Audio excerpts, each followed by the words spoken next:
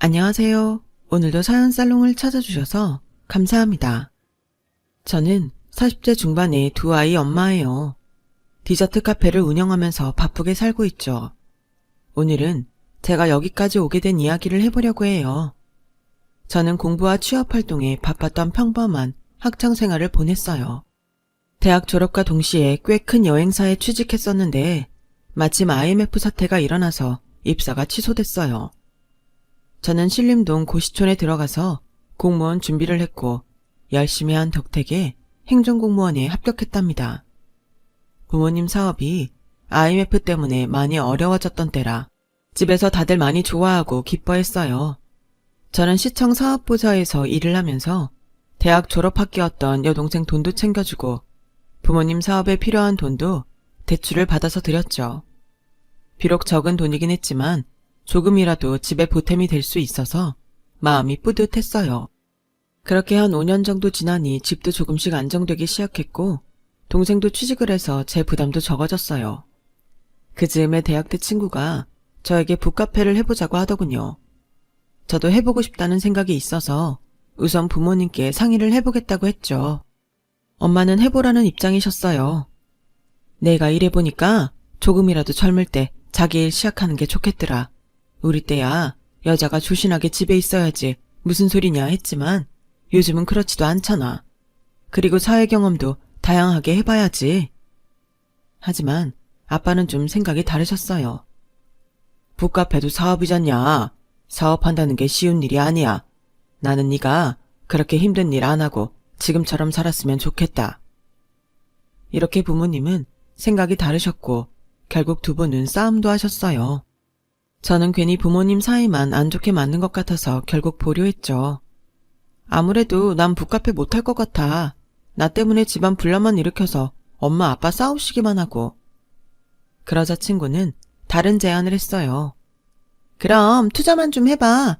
휴일에만 잠깐씩 나와봐도 되고. 친구는 자금이 부족한 부분만 보태달라는 거였어요. 저는 고민이 좀 됐어요.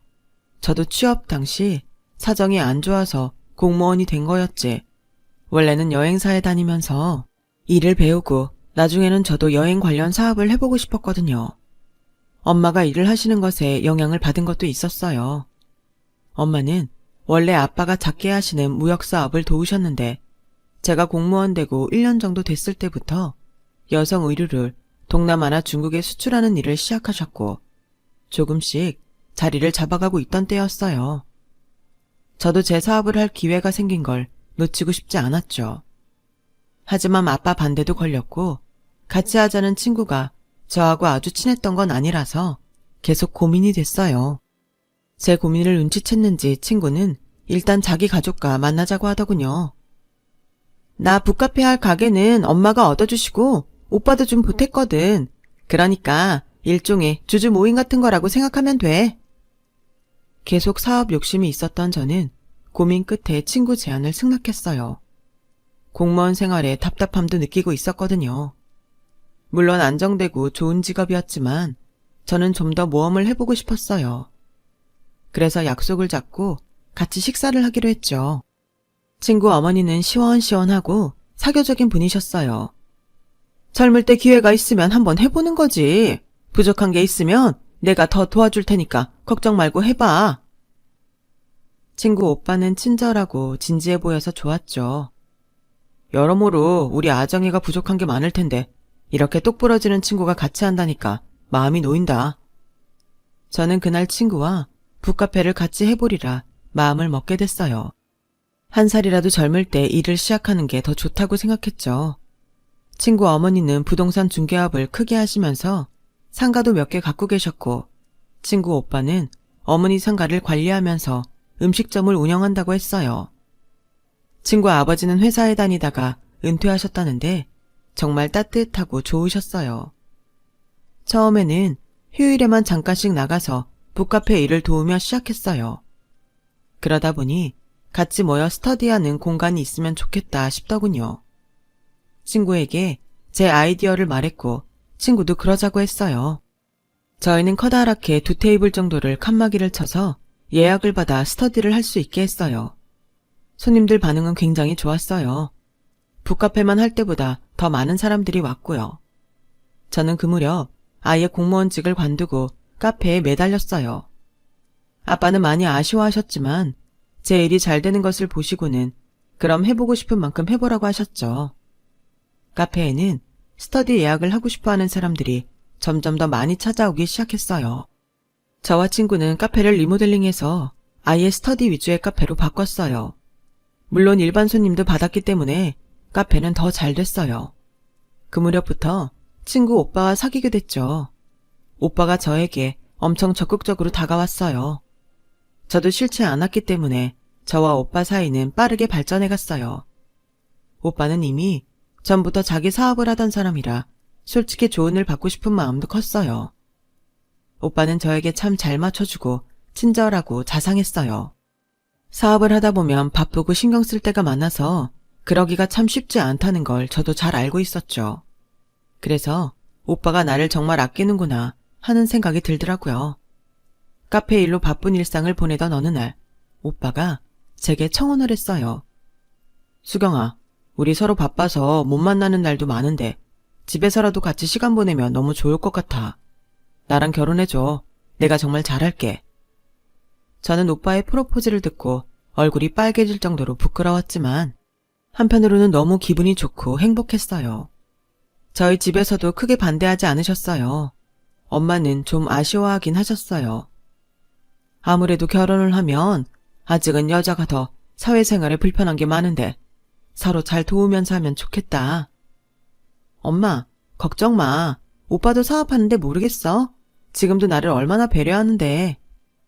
저는 그렇게 엄마를 안심시켰어요. 오빠가 저를 많이 배려했던 것도 사실이었고요. 친구와 친구 부모님도 제가 한 식구가 된다며 좋아했죠. 누구 하나 반대가 없었고 순탄하게 진행된 결혼이었어요. 하지만 결혼하고 6개월쯤 지나니까 조금씩 문제가 나타나기 시작했어요. 오빠가 자기 식당을 접고 프랜차이즈 카페를 열었는데 가게에 잘 나가지 않더라고요. 그리고 친구 전화 받고 저녁쯤 나가 새벽까지 술 마실 때도 많았고요. 저는 여러 가지 걱정이 돼서 오빠에게 말했어요. 오빠, 카페 나가서 알바생들 체크도 하고 점검도 해야지. 벌써 며칠째 안 나갔잖아. 매니저가 다 알아서 하는데 뭐하러 나까지 가서 보태냐. 그래도 그게 아니지. 사장이 신경 안 쓴다고 생각하면 그때부터 완전 엉망이 된다고. 아 진짜 옆에서 더럽게 떽떽거리네. 그렇게 신경 쓰이면 네가 나가보든가. 저는 정말 큰 충격을 받았어요. 내가 지금 뭘 잘못 들은 건 아닌가? 아니면 내가 모르는 무슨 일이 생겨서 마음이 안 좋은 건가? 별 생각이 다 들었죠. 오빠, 혹시 카페에 무슨 일 있어? 그래서 이러는 거야?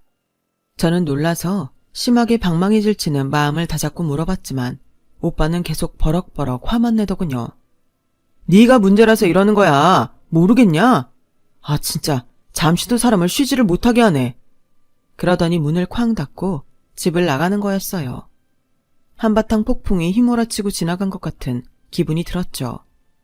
저는 겨우겨우 정신을 가다듬고 카페에 출근을 했어요. 친구는 나오기 전이라서 저 혼자 오픈 준비를 하고 있었는데 시어머니한테서 전화가 오더라고요. 뭘 벌써 나가서 준비해? 쓸데없이 부지런하기도 하다. 아르바이트 오면 잠깐 집에 좀 들러라. 어머니 목소리는 어째 저기압에 느낌이 안 좋더라고요. 무슨 일이 있나 생각하다가 아침에 오빠도 이상했는데 집에 나 모르는 심각한 일이 생겼나 걱정이 됐죠. 그래서 부랴부랴 시댁에 갔어요. 친구는 들어오는 저를 보는 등 마는 등 소파에 배를 깔고서 과자를 먹으며 TV를 보더군요. 시아버지는 외출하고 안 계셨고요. 저는 알바생 혼자 일할 게 신경 쓰여서 친구에게 먼저 좀 가보라고 했어요. 그랬더니 친구가 너무 기가 막히는 말을 하는 거였어요. 야, 내가 진짜 말 안 하려고 했는데 내가 너한테 아가씨야. 예의 좀 지켜. 지금 그 얘기가 아니잖아. 카페 좀 먼저 가달라는데 아가씨 얘기가 왜 나와? 제가 이렇게 말을 하자마자 안방에 있던 시어머니가 나오셨어요. 집에 어른 있는데 어디서 큰 소리야. 아무리 아정이하고 친구여도 여기 너면이 네 시댁이다. 어디서 따지고 드냐? 정말 이게 무슨 말도 안 되는 논리인가 싶더군요. 어머니, 아무리 아가씨여도 카페가 저희 직장인데요. 누가 내 집에서 직장 얘기하랬어? 저는 전에 본 적 없는 시어머니 태도에 정말 당황했어요. 너 오늘 아침에도 재훈이한테 가게 나가라고 그렇게 폐악을 부렸다며? 결혼한 지 얼마나 됐다고 벌써 바가지야? 요즘 애들 치고 넌 너무 후졌어 진짜. 저는 머릿속이 멍해졌고 제가 무슨 이상한 나라에 온 것처럼 어안이 벙벙해졌어요. 그래도 일단 그 문제는 제쳐두기로 하고 정신을 챙겼죠. 근데 저는 왜 오라고 하셨어요? 무슨 일 생겼나요? 일단 커피 좀 내와라. 과일도 깎고. 어머니, 저 일 가봐야 하는데요. 알바생 혼자 있거든요. 너 지금 아장에 안 나간다고 나한테 시위하는 거니? 친구는 그 와중에도 과자를 한 봉지 다 비우고 배를 긁으며 TV만 보더라고요. 한숨이 절로 나왔어요. 그동안 카페에 집안일 때문에 지각했던 거며 아프다고 빠졌던 게 전부 거짓말이었을 거라는 깨달음이 오더군요. 주방에서 커피를 타고 과일을 깎으면서 뭔가 이상하게 돌아가는 것 같다는 그런 생각이 들었어요.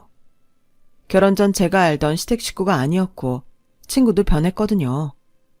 아니, 변한 게 아니고 저한테 원래 모습을 잘 숨겼고 저도 그들의 다른 면을 보려고 하지 않았다는 말이 맞겠네요. 너 잘 들어? 네가 같이 돈 좀 번다고 내 아들한테 가게 나가라 마라 잔소리하는 거 난 딱 싫다. 그럴 거면 그냥 집에 들어앉아서 살림만 해. 저는 그 말에 너무 속상해서 조금 따지듯이 말했어요. 어머니도 밖에서 일하시면서 어떻게 그런 말씀을 하세요? 그게 기분 나쁘면 내 아들 딸한테 이래라 저래라 하지 않으면 될 일이야. 그리고 너 지금 시어머니한테 대드는 거냐? 대체 가정교육을 어떻게 받았길래 이러냐 넌? 그러자 친구가 옆에서 풋 하고 비웃더군요. 저는 부모님 얘기가 나오자 억울하고 속상해서 눈물이 날 것 같았어요. 시어머니와 친구가 먹고 난 과일 접시와 컵 설거지를 하고 시댁을 나서는데 그렇게 서글플 수가 없더라고요. 혼자 그렇게 고개를 떨구고 가다가 시아버지를 만났어요. 아버님, 어디 다녀오세요? 시아버지는 인자하게 저를 보시더니 잠깐 어디 같이 가자고 하셨어요. 그리고는 제가 좋아하는 곰탕집에 데리고 가셔서 뜨끈한 곰탕과 수육을 사주시는 거였어요. 속이 든든하고 뜨뜻해야 뭘 해도 버티지. 많이 먹어라. 아버님이 많이 드시고 건강하셔야죠. 그러면서 아버님 앞접시에 고기를 놓는 제게 이렇게 말씀하셨어요. 무슨 일 있으면 어려워 말고 나한테 얘기해라. 집 식구들이 제 멋대로인 거 내가 다 가장으로 바로 서질 못해서야. 아버님, 무슨 그런 말씀을 하세요. 저는 자꾸 눈시울이 붉어지려는 걸 애써 참았어요. 내가 너한테 잘하마. 기운 내라. 아버님 말씀은 제게 큰 위로와 힘이 됐어요. 하지만 밤이 돼서 집에 돌아와서는 결국 오빠와 싸우고 말았죠. 대체 우리끼리를 왜 어머니한테까지 가서 이야기해? 뭐가 어떻다고 그래? 그럼 우리 엄마가 남이야? 난 전부터 엄마한테 다 이야기했는데 결혼했다고 갑자기 안 하면 그것도 이상하지. 그럼 오빠는 내가 우리 싸운 얘기 우리 엄마 아빠한테 가서 해도 기분 안 나빠? 그랬더니 오빠는 더 기가 막힌 말을 하는 거예요. 우리 엄마 아빠? 야, 너 웃긴다. 뭐 지금 편가르냐 유치하게? 그리고 넌 우리 집에 시집 왔어. 우리 엄마가 네가 모실 어머니야. 저는 속이 뜨거울 정도로 내가 사람을 잘못 봤구나 싶더라고요. 결혼 전에 봤던 모습과 달라도 너무 다른 오빠는 정말 실망 그 자체였죠. 하지만 이건 시작이었어요. 한 달이 지났는데 통장에 제 몫에 카페 이익금이 들어오지 않는 거예요. 그래서 전 알바생이 없을 때 친구에게 물어봤어요. 집에 가서 얘기하면 또 시끄러워질 테니까요. 아정아, 오늘이 말일인데 이번 달 내 정산금이 안 들어왔는데? 그러자 친구는 눈도 하나 깜빡 안 하고 이렇게 말하는 거였어요. 이제 네 거 내 거 그만할 때도 됐잖아. 어차피 너도 우리 식구인데 그냥 합쳐서 쓰면 되지. 그건 아니지. 엄연히 나랑 오빠는 다른 살림을 하는데. 그럼 들어와서 살아. 안 그래도 엄마도 따로 사니까 불편하다고 하시는데. 저는 어이가 없다 못해 복장이 터질 것 같았어요. 무슨 그런 말도 안 되는 말을 해. 진짜 해도 해도 너무한다. 너야말로 너무한 거 아니야? 우리 부모님이랑 사는 게 그렇게 말도 안 돼? 그리고 너 자꾸 우리 둘이 있을 때 말 놓고 그러는 거 아주 불쾌해. 이제부터 꼬박꼬박 아가씨라고 하고 말 높여. 갑자기 눈앞이 핑 돌았어요. 그날 아침부터 계속 컨디션이 안 좋았는데 친구 말에 스트레스를 받아서인지 어지럼증이 심해지는 것 같았어요. 친구는 그렇게 제 속을 질러놓고 자기 약속이 있어서 준비한다며 집으로 먼저 들어가더군요.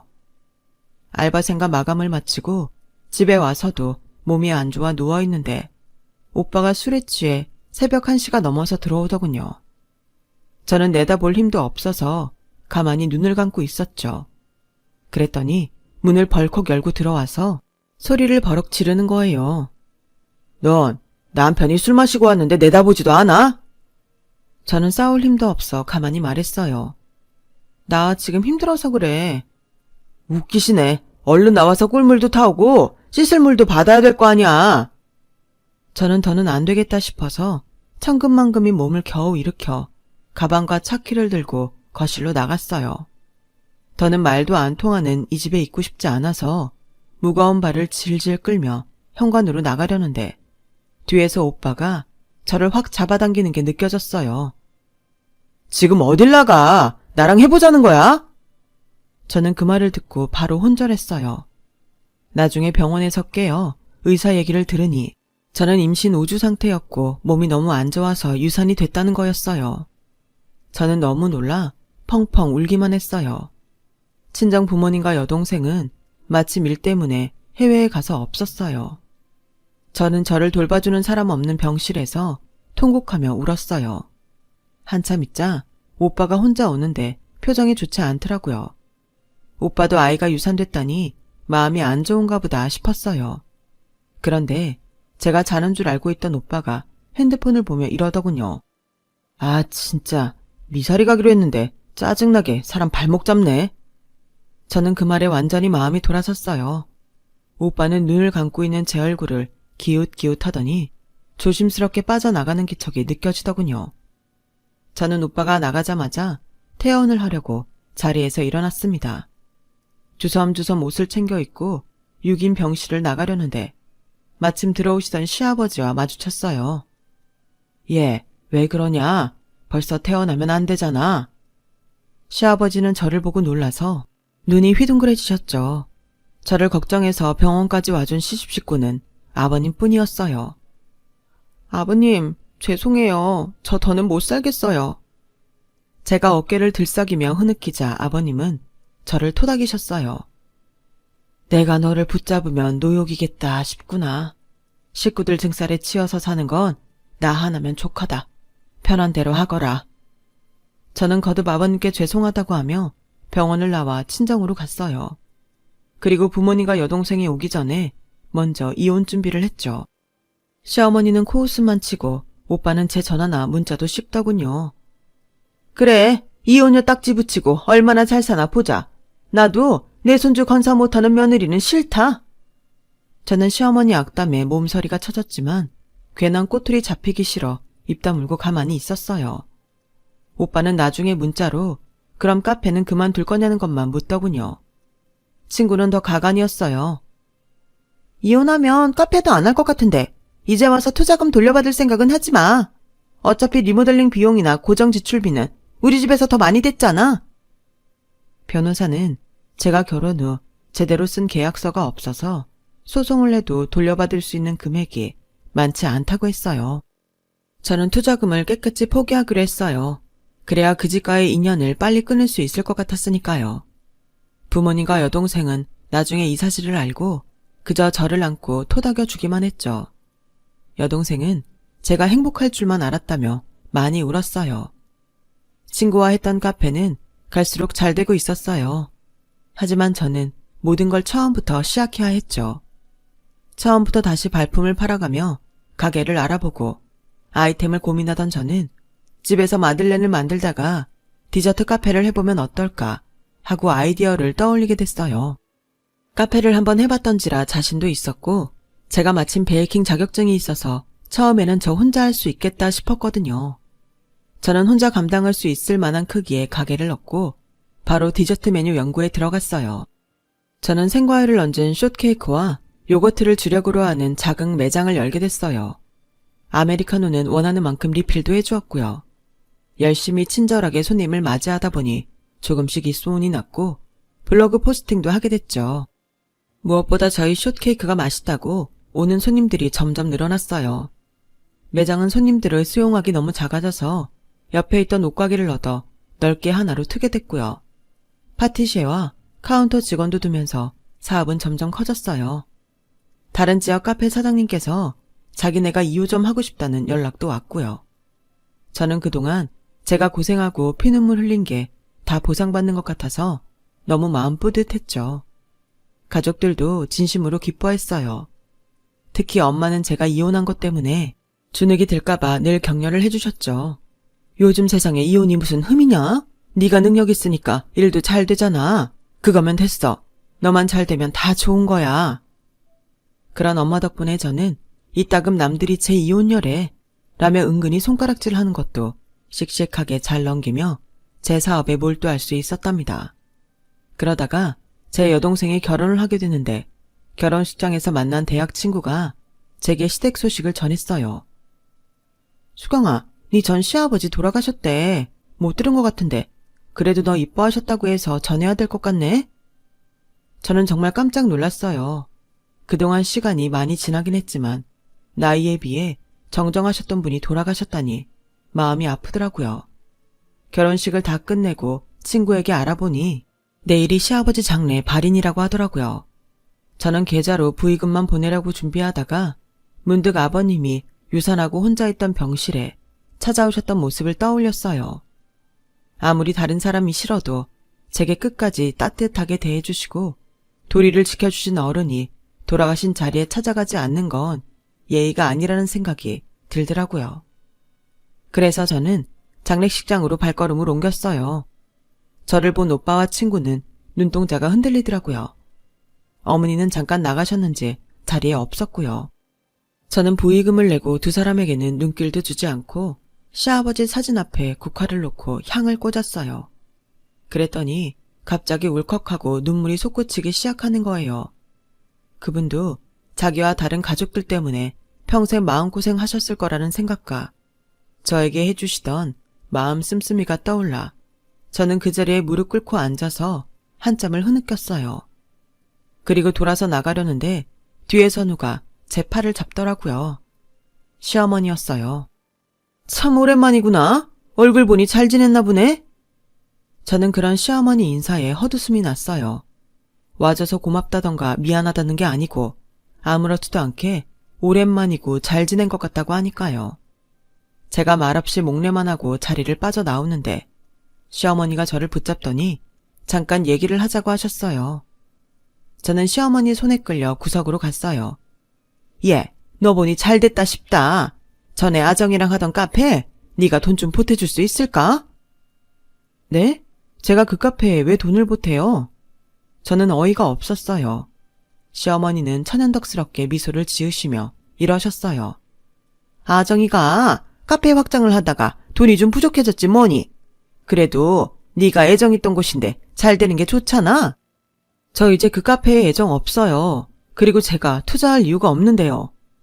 제가 냉정하게 말하자 시어머니는 아주 상냥한 척 하시며 제 어깨를 쓰다듬으시더군요. 니네끼리 오해가 좀 있어서 틀어졌던 건 알겠는데 그래도 네 시아버지가 너한테 좀 잘했니? 시아버지 생각하면 네가 아정이한테 그러면 안 되지?